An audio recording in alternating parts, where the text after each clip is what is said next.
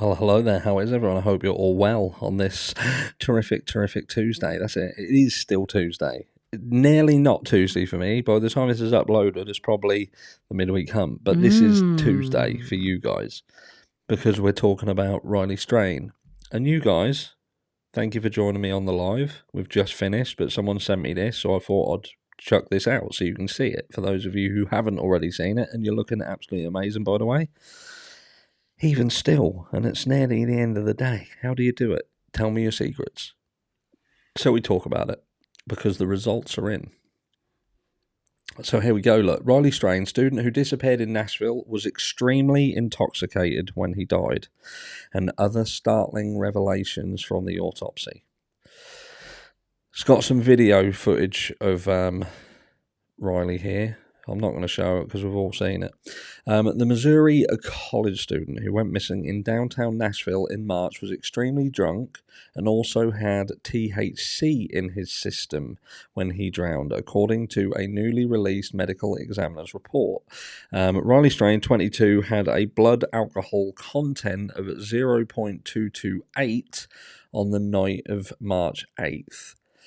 That's a lot, by the way.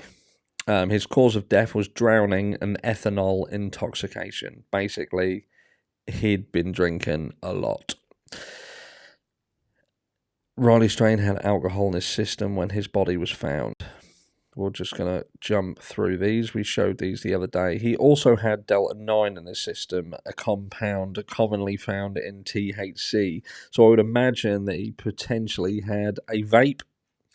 One of these THC Delta-9 vapes, possibly. That seems to make the most sense. And obviously you pair that with a severe amount of alcohol and you've got yourself an absolute disaster waiting to happen.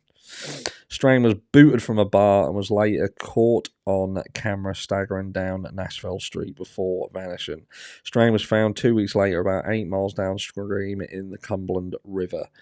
Though speculation initially ran rampant that foul play had been involved in Strain's death, the new report confirmed he died from drowning and intoxication and has been ruled accidental. Strain has been visiting Nashville on a trip with his fraternity when he disappeared. He'd been kicked out of the bar Luke's 32 Bridge on Broadway, where management said he'd been served just one drink around 9:35 p.m.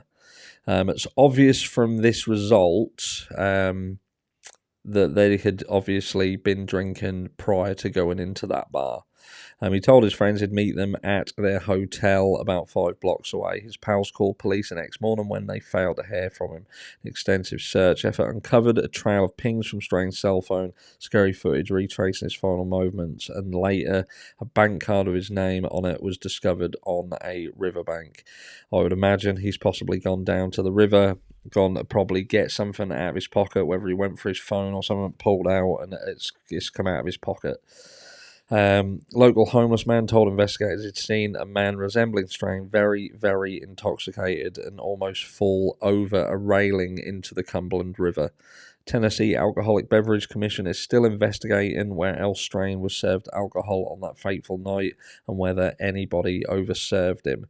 And personally, I think that's what it now all boils down to.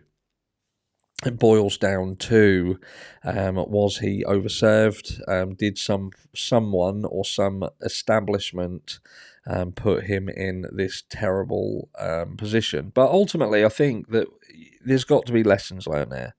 You know, if you go out with people, then you've got to keep the people around you safe.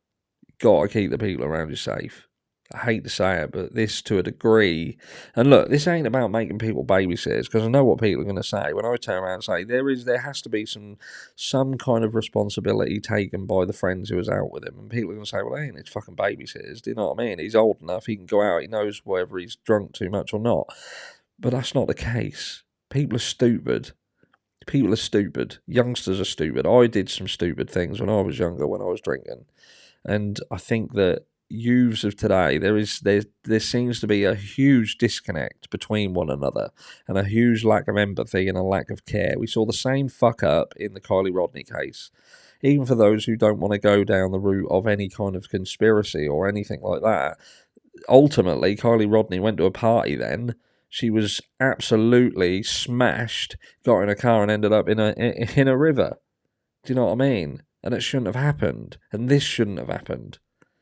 But at the moment, this is how it looks. It looks like he went out with fraternity brothers, absolutely got smashed, and it ended up drowning.